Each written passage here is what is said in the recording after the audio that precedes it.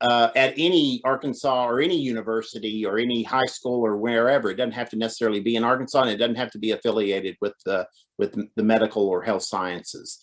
So there's a link on your screen that'll take you to the society website. But if you want to bypass that and go directly to the dues page, you can do that through PayPal at paypal.me/shmhp, and we would love to have you as a member.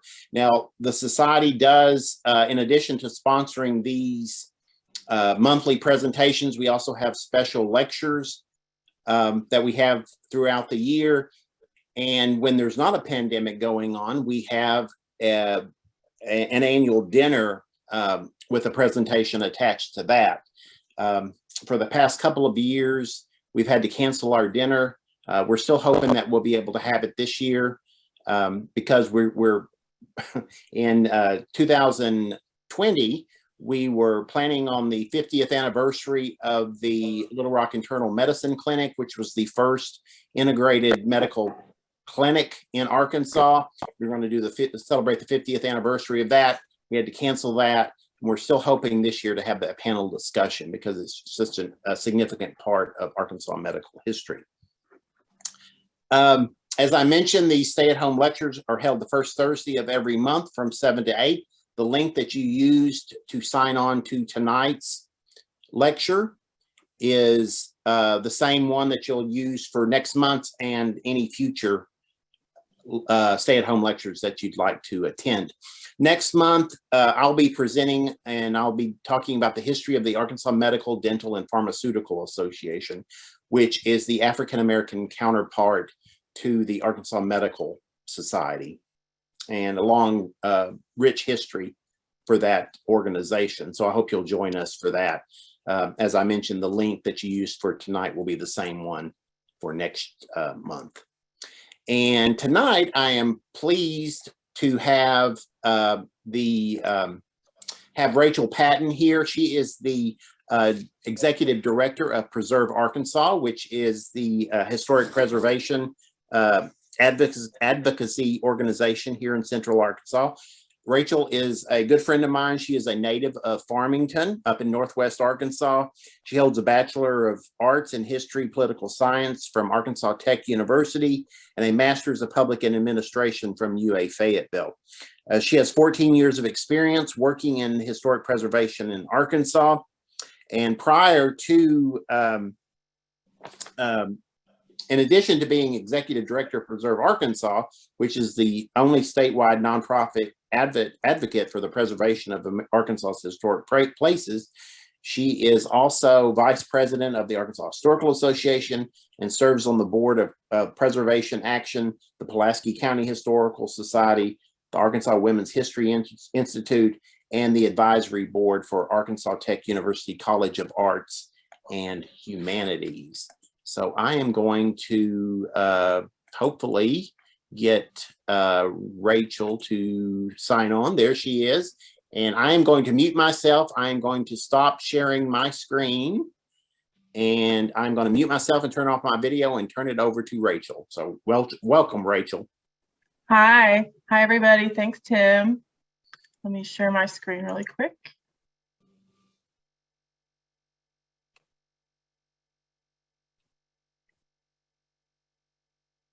Okay, there we go. Just briefly, I wanted to introduce you to Preserve Arkansas. Tim has already told you what we do in general, but we are the statewide nonprofit group that advocates and educates people about historic preservation and its importance as an economic and community development tool across the state of Arkansas. And we do this by presenting educational programs, by advocating for preservation-friendly legislation and policies at all levels of government, local, state, and federal. And we also provide direct assistance to owners of historic properties throughout the state. And we are a membership organization as well. So if you're not a member, I'd encourage you to think about joining at preservearkansas.org. And one of our most well-known advocacy tools is our annual Most Endangered Places list that highlights places around the state that are facing threats of demolition, deterioration, underutilization, whatever the case may be. And we put them on the most endangered places list to raise awareness of their plight and hopefully find a way to save those historic places. So I thought I would start off with some health and medical related historic properties that have been on our most endangered list. And we're going to start with 3 of those properties in Hot Springs. Of course, Hot Springs has long been a destination for people seeking a cure and relief from their ailments in the thermal spring waters. So there are many properties that we could talk about in Hot Springs that are related to health and medicine, but I've got 3 in my presentation tonight. The first one is the Army and Navy General Hospital Historic District, and this is kind of a high-profile property. If you stay up to date with Hot Springs news or read the local paper, then you've probably read some articles about this property in the last few years, but it's got a rich history, and hopefully we can find a way to save and repurpose this large site. So the Army and Navy Hospital is located on Hot Springs Mountain, a very prominent location overlooking downtown Hot Springs. It's nationally significant. It contains about 30 buildings on 21 acres. So what you see is this huge main hospital building on the screen. That's what you see from the street, but this site is really much larger and expands back behind this building, back toward the mountain and the forest back behind.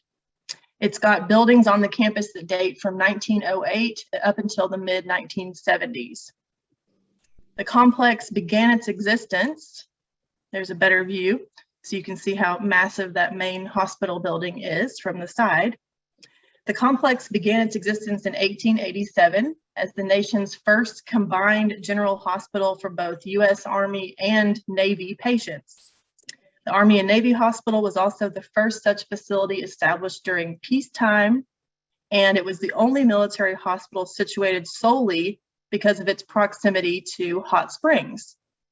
The facility was well known for its work treating arthritis and polio through hydrotherapy. In fact, on the lower levels of this main hospital building, the hot spring water is piped directly in. And so just like all the bathhouses on Bathhouse Row, the thermal waters were piped directly into the medical facility. The present General Hospital building was completed in 1933 to replace an earlier 1880s hospital. And this building accommodated 500 patient beds in its 210,000 square feet. The Army and Navy Hospital provided vital medical care to soldiers returning from World War II, admitting nearly 15,000 patients from 1941 to 1945, many of whom suffered from rheumatic diseases. The building's design features elements of the Art Deco and the Spanish Revival styles of architecture. In 1952, the military announced its plan to close the Army and Navy Hospital. On April 1st, 1960, so it took 8 years to get that done, and that's important as we continue the conversation. On April 1st, 1960, the Secretary of the Army gifted the entire hospital property to the state of Arkansas for use as the Hot Springs Rehabilitation Center, a residential rehabilitation facility for people with disabilities. The state of Arkansas then continued to use that property for the next 60 years, and then announced in May 2019 its plans to close the rehabilitation facility there, then called the Arkansas Career Training Institute, or ACTI, and to give it back to the federal government. The complex actually housed patients. There were people living here in the main building until September 2019. So according to the 1960 legislation that gave this property to the state of Arkansas for the rehab center, the hospital campus would revert back to the federal government if it wasn't being used for the stated purposes of health, education, or rehabilitation. And then within that requirement, there was a caveat that the Department of the Interior would have kind of the first right of refusal if that was ever to happen, because this building is constructed on land owned by the Department of the Interior, since it's right above Bathhouse Row. So the Department of the Interior said that they didn't want it, and the Army said, we don't want it, but the state thought that they could just deed it back, just, you know, vacate the property, and that it would automatically revert back to federal ownership, and that hasn't been the case. So we wait, and, you know, the story continues. As you can imagine, the Army didn't expect to be given this property back after 60 years of use by the state. In fact, I'm pretty sure most of them didn't even know that it existed, from my conversations with them. The major masonry buildings remain in very good condition right now, but their abandonment will allow them to deteriorate much more rapidly. And there's also a threat of vandalism and vagrant occupancy throughout the buildings on this site, just because it's a large site and it's difficult for them to provide security at all hours of the night and on all sides of those buildings. Over the past 3 to 4 years, the Greater Hot Springs Chamber has had a working group that we have participated in, trying to find a new use for the site, and then just trying to negotiate the whole ownership situation with the federal government, which has been very complicated. There are some environmental assessments that need to happen before the Department of the Army will consider taking this back. And at that point, they will turn it over to the General Services Administration, or GSA. And so this is what I'm getting at, is this is a long process. And so it's hard for us to be patient, because the longer it sits there, the worse shape the buildings will be in, probably. But hopefully we can get this moving sooner than later. And the Governor Hutchinson, has talked about providing funding for the phase 2 environmental assessment, or we've also heard that we could get some money from the federal government with the help of Congressman Westerman's office to pay for this phase 2 assessment, and hopefully get it over to GSA and get it moving. And if no other federal agencies want the property, then it'll be put up, you know, for purchase as government surplus. But you've got that complicating factor that the land underneath is owned by the Department of the Interior. So there are some major regulations that will come into play for anyone who wants to redevelop that site. And then, of course, COVID has slowed everything down. So I'm just going to go through some of these photos that I took around the property. These are from a tour through the property in July or August of 2020, I think. So it's kind of hard to see how beautiful and how intricate the detailing is on the Army and Navy Hospital building if you've never walked all the way up to the front door.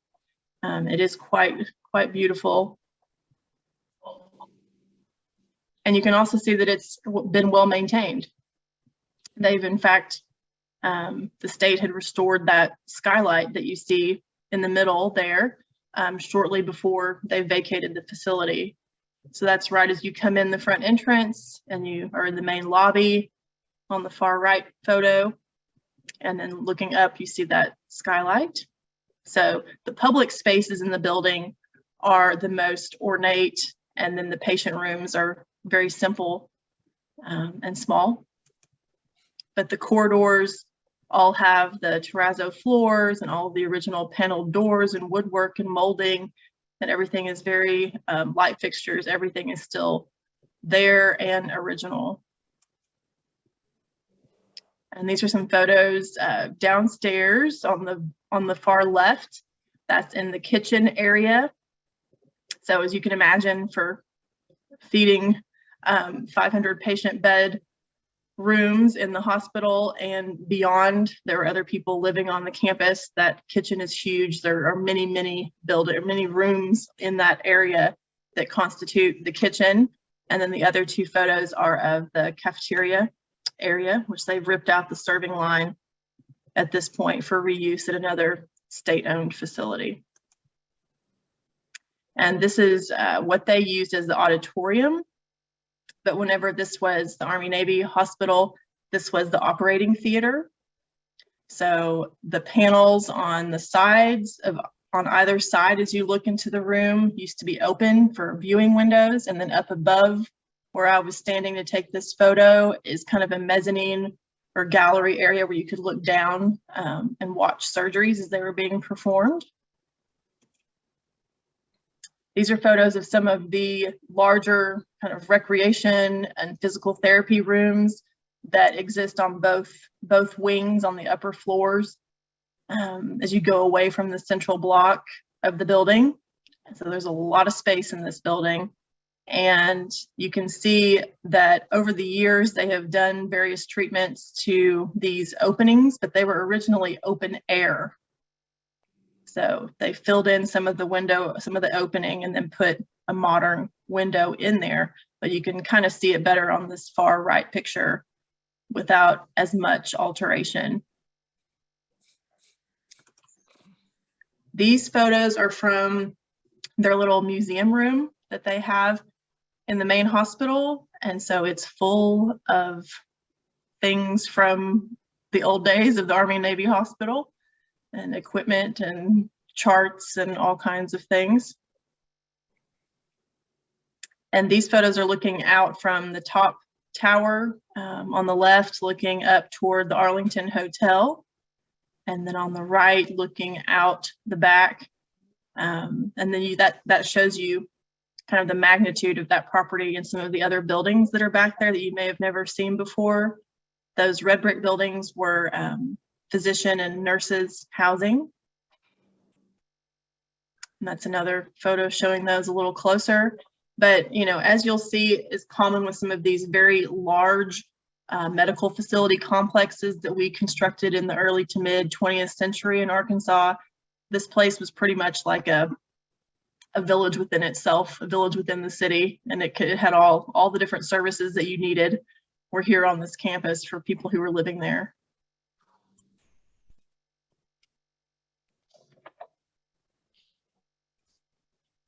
Next is the Medical Arts Building, just up Central Avenue from the Army Navy Hospital. This was put on our most endangered places list in 2012. So Army Navy was on the list in 2020, and then Medical Arts was on the list earlier in 2012. And it was designed in 1929 by Little Rock architect John Parks Almond. It was the tallest building in Arkansas until 1960. After it was constructed, it's 16 stories tall.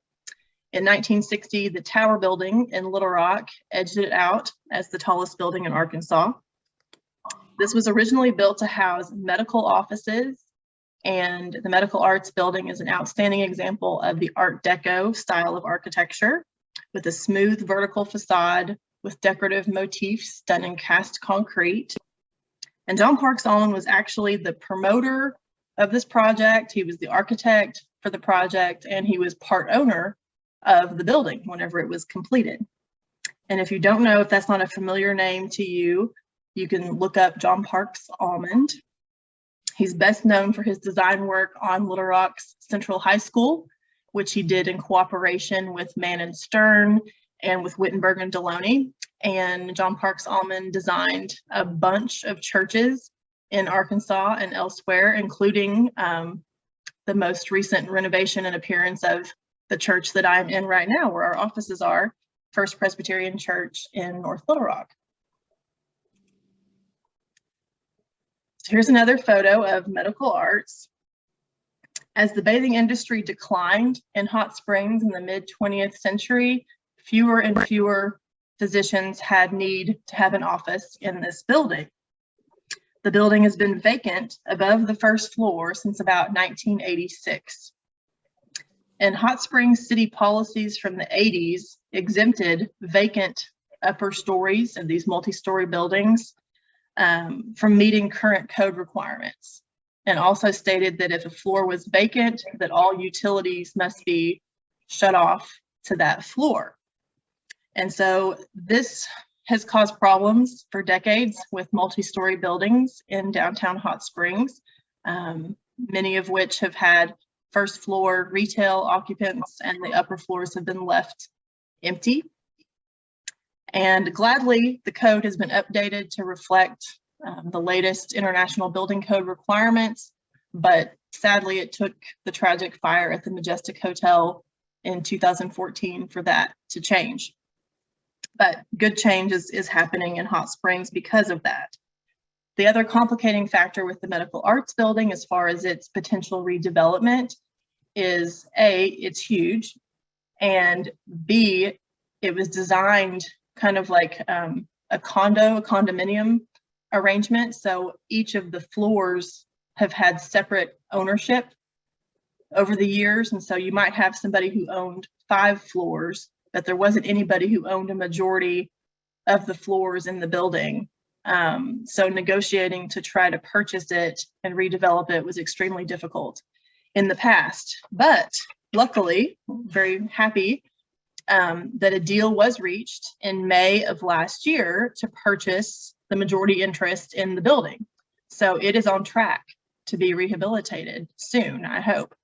I think they've already started on the project, and it's been purchased by Vipa Hospitality, run by Vijay Patel and his son Parth Patel, and they own hotels throughout the United States, but they operate several in Hot Springs, and Parth Patel and his family have lived in Hot Springs for several years, and it will be an Aloft hotel after it is rehabilitated with the help of course, state and federal historic tax credit incentives. There's a close-up view of Medical Arts, some of that decorative cast concrete. And then here are some photos that are borrowed from our friends at Abandoned Arkansas, showing you the interior of the lobby, some of those lovely Art Deco details from the inside of the lobby, and then some of the office spaces upstairs. The Thompson Building is another one that has a similar history to Medical Arts, and this one has already been saved, so it's a good story. This was on our most endangered places list in 2014 because it was in similar shape to Medical Arts at that time. The 1913 Thompson Building was designed by architect George R. Mann, who is best known for his design of the Arkansas State Capitol. There we go, that's a historic photo of it.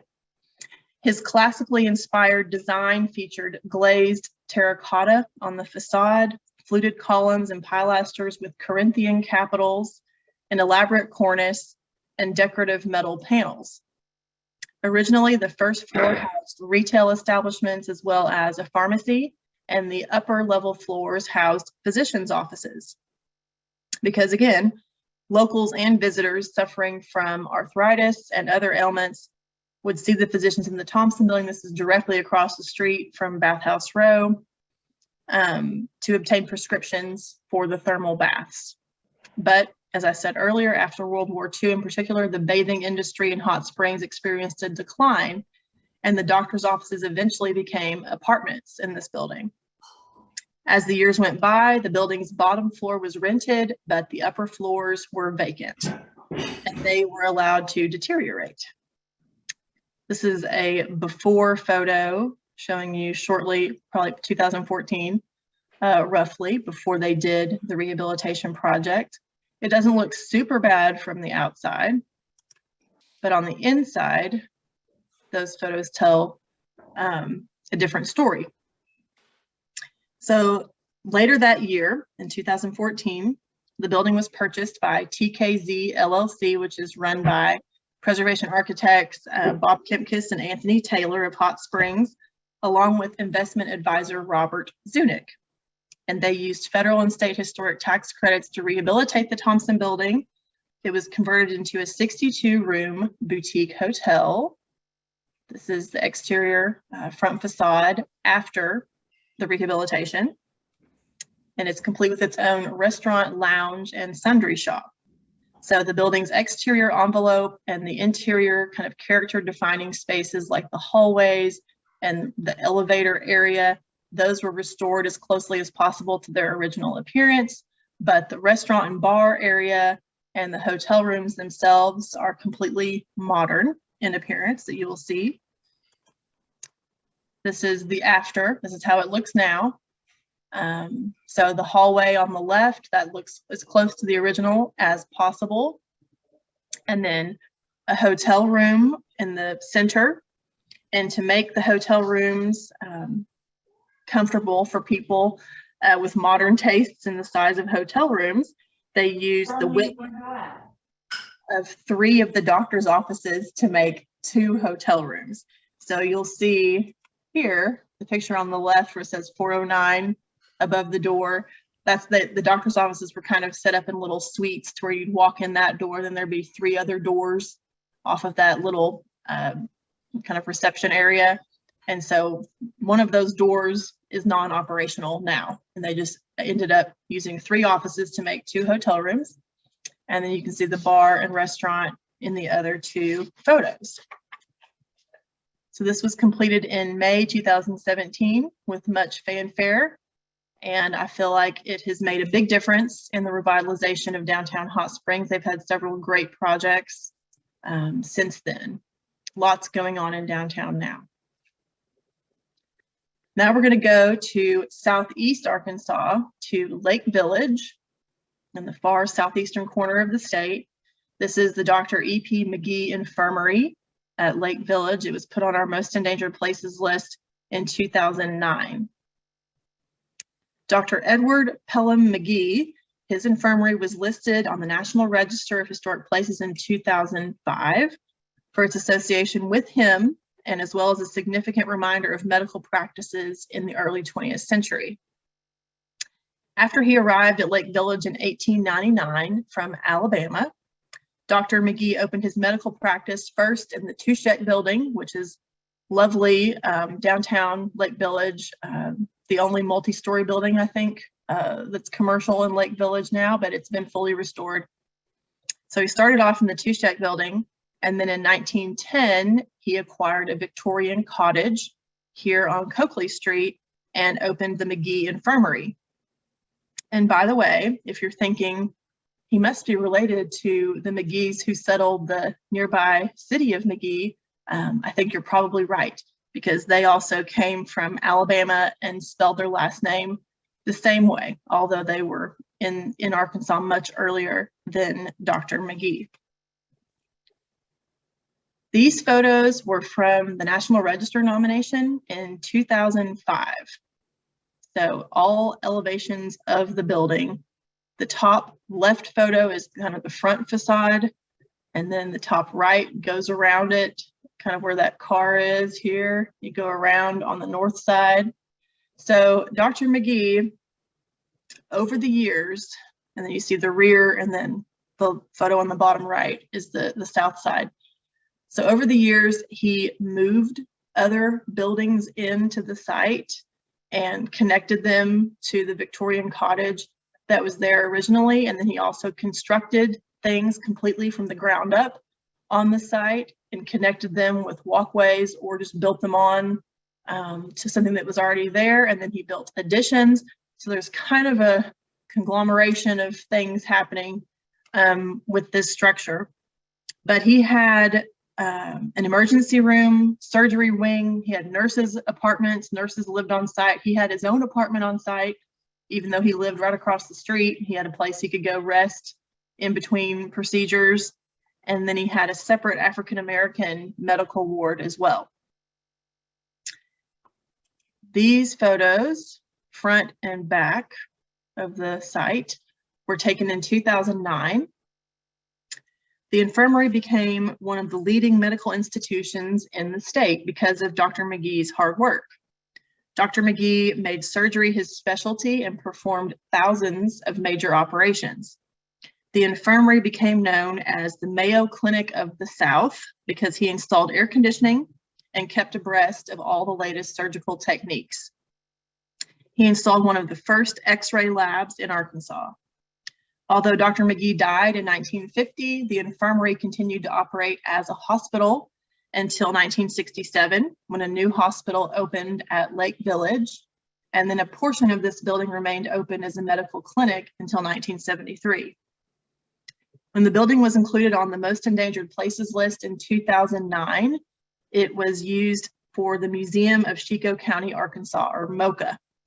The museum displayed medical equipment from Dr. McGee's practice, as well as artifacts from Chico County's history. But sadly, these photos were taken actually earlier this week.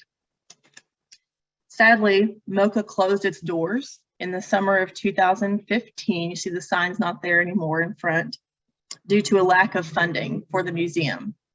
They returned as many donated artifacts as possible, and they gave all of their photograph and newspaper collections to Lakeport Plantation. The building has since been vacant, and its condition is quite dire. So you can see, looking at these photos, as you kind of walk around the building again, you see part of the difficulty now that's facing it is that there are so many different pieces and parts and things that were added on over the years. It's kind of going to be a triage situation, I think, to try to save what's most viable structurally. These photos, this portion of the property, this yellow brick portion, was the African American medical wing. Okay. So hopefully we can get something going with that site very soon.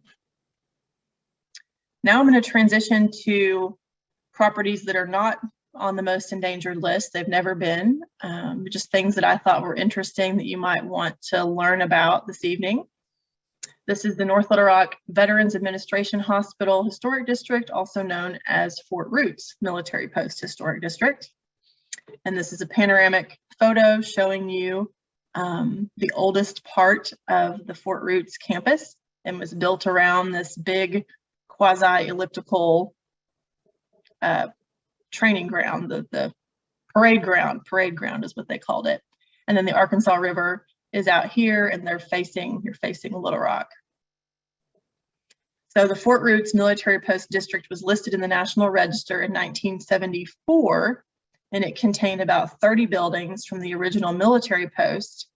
And then in 2013, this North Little Rock Veterans Administration Hospital District, it was listed in the National Register as a much larger district. They encompassed 200 acres of the complex with that listing, and included the buildings from Fort Roots, as well as about 70 resources constructed after 1921, when the property was transferred from the War Department to the Public Health Service, now the VA.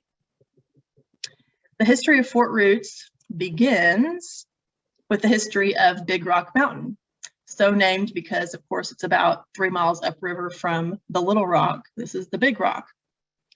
The area remained relatively undeveloped until 1887, whenever the Mountain Park Cottage Site Improvement Company opened Mountain Park, complete with a hotel that's pictured there, cottages and scenic overlooks and trails for people to enjoy. The Mountain Park was short-lived. In 1893, Big Rock Mountain was chosen as the site for a new U.S. Army military post. The Army had been closing small military installations across the country and kind of consolidating operations at larger posts that were closer to railroad networks. And so one of the posts that was set to be closed was the U.S. Arsenal at 9th and Commerce Streets in Little Rock. But thanks to the persuasiveness of Arkansas's congressional delegation, as well as Colonel Logan H. Roots, then chairman of the Little Rock City Council's Board of Improvement, they were able to arrange a land swap so that the Arsenal grounds in Little Rock were given to the city of Little Rock for use as a public park. You now know it as MacArthur Park, in exchange for 1,100 acres on Big Rock Mountain for the new military training post. Congress initially appropriated $194,000 for the post's construction, and work began on December 3rd, 1894. Many of the original buildings are built around, I told you, that original parade ground with a view of the river in downtown Little Rock. Sadly, prominent Little Rock businessman Logan Roots died at his home in 1893, and President McKinley named the new military post after him. So that's how it gets its name, Fort Roots. Completed in 1896. The building you see in these top two photos is the same building, called Building 1. This was the original 130-man enlisted barracks at Fort Roots and the most prominent structure facing that parade ground. This is what's known now as Building 11, the historic photo, and then present day on the right. This was built in 1896 to serve as a 12-bed hospital. And the two-story building, of course, has the double-decker wraparound porches to give all the patients plenty of time outside, access to fresh air and sunshine. When the U.S. entered World War I in 1917, Camp Pike was constructed nearby to provide the military with a larger training facility. Fort Roots then became a citizens training camp for training officers. And also during World War I, Fort Roots functioned as a military hospital for soldiers at the fort, as well as soldiers at Camp Pike. In 1918, Fort Roots was designated a General Hospital number 33 and cared for many soldiers during the influenza epidemic. That necessitated the renovation of existing buildings to better serve as a hospital. In 1921, the War Department transferred Fort Roots to the Public Health Service for use as a veterans hospital. The executive order came through on April 29, 1922, placing Fort Roots under the control of the newly established Veterans Bureau. And it was designated to serve veterans with neuropsychiatric illnesses. Today, Fort Roots remains an important part of the VA health system, serving veterans in Arkansas as well as surrounding states. And I've got some more photos I'll show you of Fort Roots. So these are the typical looking buildings all over the campus at Fort Roots. The building on the left is similar to that Building 1 that I showed you. It's an 1896 barracks for either officers or enlisted men, but these kind of dot that elliptical parade ground and face the parade ground. And the building on the right is slightly, it's early 20th century, and it's an administration building. And these photos show you kind of the size of the parade ground on the top left, and then the view from Fort Roots looking toward Little Rock. It's really pretty up there. If you've never walked up there, you should. Although to take photos and kind of go all in and around the buildings, I had to have permission to do that years ago, because they do have people living in these buildings and being treated there. And so the top two photos here are officers' housing. There's a single for a more high-ranking officer is the red brick, and then the white one on the top right is a duplex. And then the building in the bottom center, that building is kind of the second generation iteration of their building program at Fort Roots. This is after it became part of the Veterans Bureau. And so they built a series of kind of capital H shaped buildings, and this is one of them. These were patient ward buildings. And there are several of those today that are located around and kind of behind the modern Eugene Tobin, their main hospital building now. Okay, so sticking with Veterans Administration buildings, this is the old VA in Little Rock on Roosevelt Road. And this one has had a lot of interest and buzz about this property in the last year. It was just listed in the National Register of Historic Places in the fall of 2021. It was built between 1948 and 1950.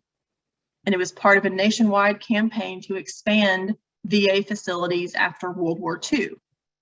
The building is also significant for its international style architecture, designed by the Little Rock firms of Brugman, Swaim, and Allen, and Erhardt, Eichenbaum, and Rausch. So I'll show you what this looks like, aerial view or Google view You can see it's located near Scott and Roosevelt Road, but you entered the hospital complex from Roosevelt Road originally. And it's shaped, the layout is unique. It is shaped kind of like a capital Y. And this was done on purpose by the architects to allow the patient rooms to take advantage of the views and to pretty much let everybody have a window. So you'd have a view out of your room. So here's some really cool historic photographs shortly after the building was constructed. The international style of architecture became popular in the 1930s and 40s. It represented a departure from the earlier styles of the late 19th and early 20th centuries that revived elements of styles before them and originated from a particular region. The international style was suitable for buildings anywhere in the world. It embraced the use of modern materials like concrete and steel, and it avoided unnecessary ornamentation. So prior to the construction of this hospital, many Arkansans received their care at Fort Roots. But the increasing number of veterans from World Wars I and II necessitated the construction of another VA hospital in Central Arkansas. A September 1949 article in the Arkansas Democrat described this new facility in detail. In part, it read, "The hospital is 10-storied with a ground floor and a basement. Patient floors are 3 to 10, with administrative offices housed on 2 lower floors.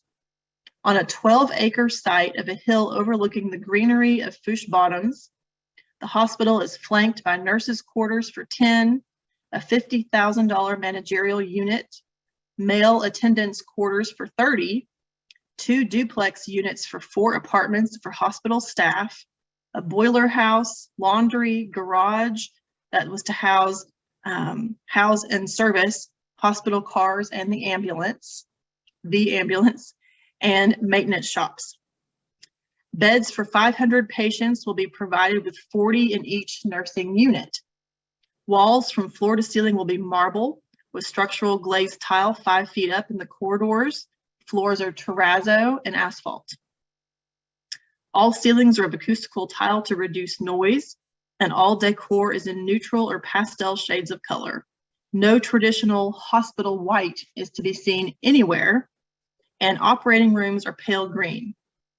So that description tells you that this was another huge complex of buildings that was on the site around the main VA hospital, and many of those ancillary buildings are no longer standing. A few of the kind of maintenance garage type buildings are still there, but they've been altered significantly over the years. So the hospital was completed in 1950. It caused quite a stir in architectural circles. It was featured in Architectural Record and Architecture and Design for its international style and for its Y-shaped footprint. Here we go. So these are current photos of the hospital. And kind of a side note here that I thought was interesting to mention, St. Vincent's Infirmary in Little Rock was designed about the same time, about 1950, by the same firms, teamed up and working together on St. V, Brigham and Swaim and Allen and Erhardt, Eichenbaum and Rausch. But it's been altered with additions on virtually every side of that original hospital building.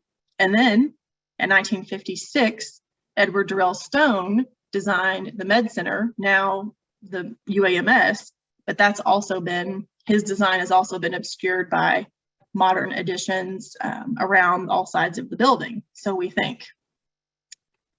In the early 1980s, the VA decided to construct a new hospital closer to UAMS, and the new VA was designed by Noland Blass, who was a partner then at Erhardt, Eichenbaum and Rausch, and it opened in the fall of 1984. So after this building that we're looking at sat vacant for a few years, Pulaski County acquired the old VA and then sold it to Hobby Lobby, which is kind of bizarre, in 1998. They in turn gave the property to the Institute for Basic Life Principles, which was a religious organization that used part of the hospital building for its Bible-based courses as well as residential units. In 2002, the Little Rock Police Department Downtown Patrol and their Special Ops Division moved into part of the second floor of this building. In 2021, the property was acquired by VA Hospital Property LLC, which is run by a real estate developer named Pace Burt from Albany, Georgia. And he intends to rehab the hospital property using federal and state historic tax credits to serve as multifamily housing.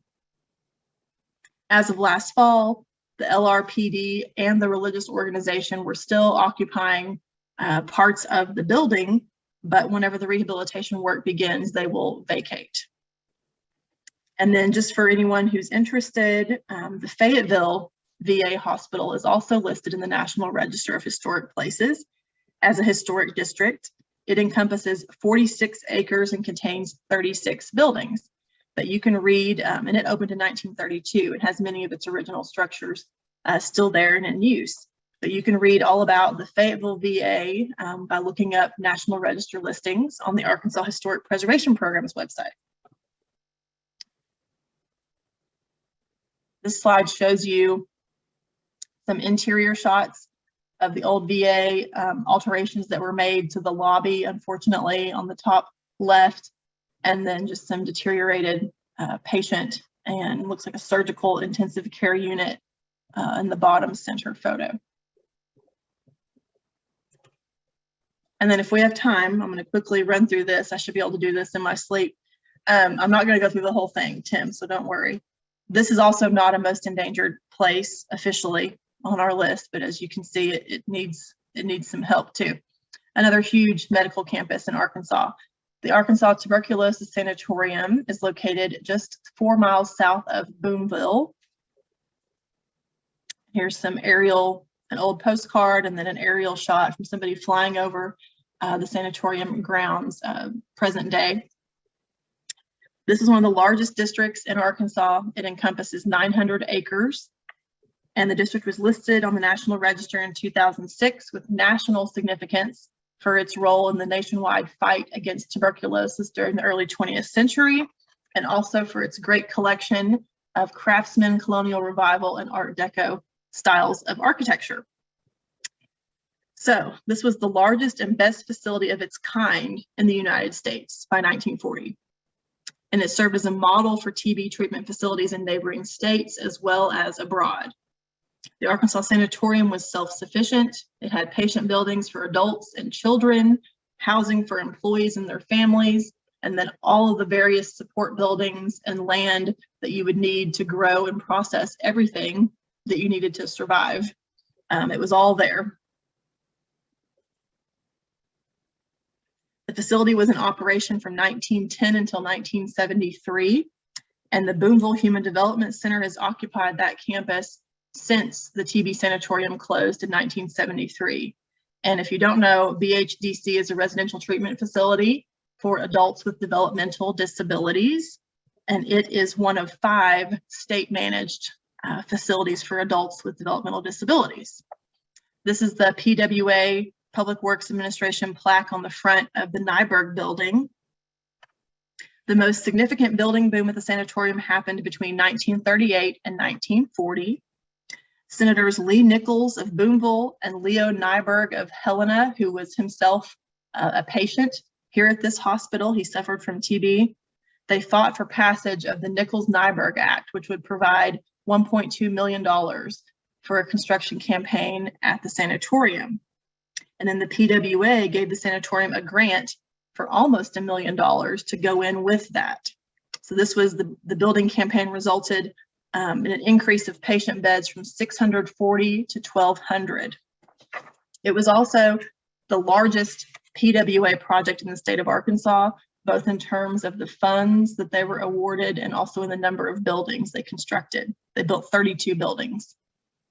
So many of those that you see there on the campus were built during this campaign. The most prominent of which, of course, is the Nyberg building. This is an old postcard showing Nyberg.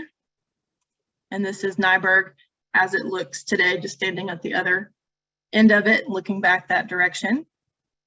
This building was named after State Senator Leo Nyberg, who died of tuberculosis on March the 7th, 1940, just a few months before this building was dedicated. Nyberg was designed in the Art Deco style of architecture by the firms of Harrelson and Mott of Fort Smith and our friends Erhardt and Eichenbaum of Little Rock. So they did a lot of stuff at that period of time, who also designed the other buildings constructed. That team of firms constructed all those buildings between 1938 and 1940 at the sanatorium. The Nyberg building features a fieldstone foundation and a buff brick exterior. This is a close-up of the front entrance to Nyberg. You can see some of the ornate cast stone detailing and then the lovely grille work above the front door. It's kind of a closer up view of that detail. The building was completed in February 1940 and cost $725,000. The building is exactly 528 feet or 1/10 of a mile long and 50 feet wide. It has a 6-story central block and 5-story flanking wings. The floor area is more than 140,000 square feet, and it contained 523 patient beds. And this is looking at the old administration building in the foreground, which is still there, and a lovely example of Art Deco architecture as well, and then Nyberg right behind it. And that's how those two buildings look today. Very quickly, that's a hallway in one of the upper floors for you to see. And then the picture on the upper right shows a patient room with just kind of a random smattering of furniture in there. The rooms were originally set up at suite style, 2 patient rooms separated by 1 bathroom. And then where it says display room only here on the bottom, that's taken inside the Sanatorium Museum, which is on the grounds today. And just to show you, that's one of the original twin beds and the call button and the bedpan and everything. The things that you would have had in your room are all set up in that room just like they would have been. These are some other photos from inside on the upper floors of Nyberg. See some major moisture deterioration here on the one on the left. And then the picture on the right is an old lab room. And this is a picture of Leo Nyberg, the namesake of the building. But currently, BHDC only uses 1/2 of the 2nd floor of the Nyberg building, and that's for administrative offices and physicians' offices. And the rest of that building is completely vacant. So, you know, maybe it is endangered, but it's owned by the state.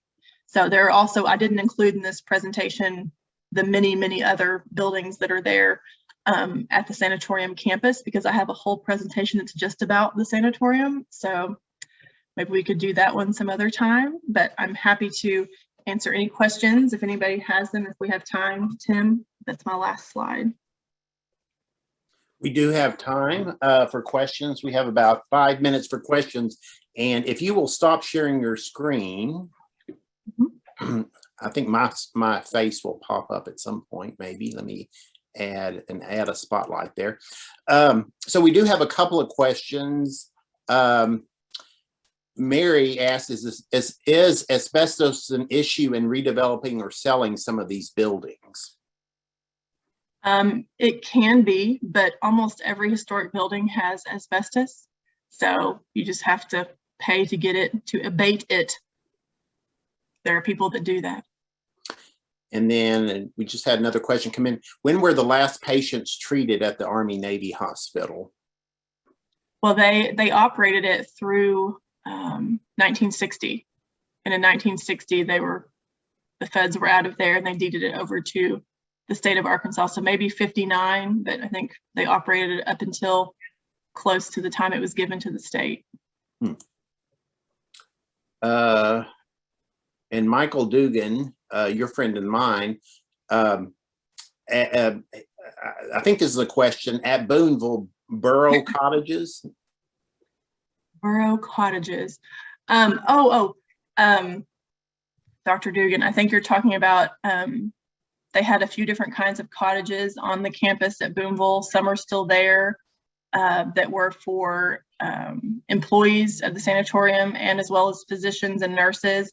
And then they also had like some special, like before that, things that are no longer standing on the campus of the sanatorium, some special cottages for maybe critically ill patients that they would have the open air, open openings, no windows, and just pull up the flaps and let them, sleep and hang out in the fresh air that was supposed to cure their tuberculosis. I think that's what he's talking about. Michael, if that's not what, if that didn't answer your question, please type it in the chat and Rachel will answer it, I'm sure. We have a question about the McGee Infirmary, about what are the prospects for the McGee Infirmary and who owns it? It is owned by a nonprofit, and we're in the process of trying to find the best contact person for that nonprofit. I think maybe it was given to them a few years ago with the understanding that they, to see if they could do something with it, and it hasn't happened.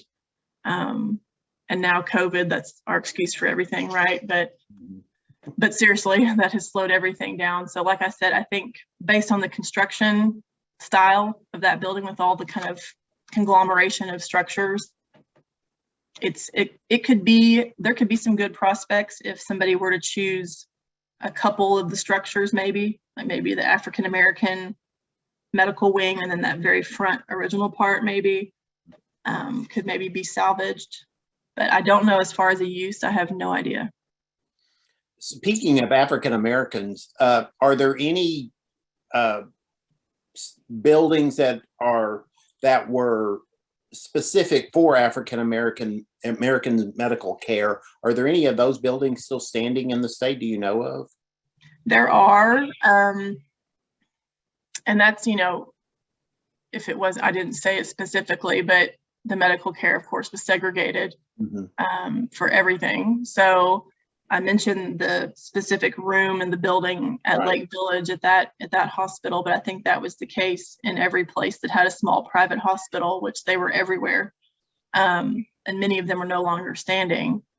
But as far as African American facilities, so the counterpart to the tuberculosis sanatorium was at Alexander, the McRae Sanatorium, and some of those buildings are still standing, but they're not in great shape because they've been abandoned by the state. And there was a fire there, I think in 2020, in one of the main hospital buildings at the McRae Sanatorium, but it's still there.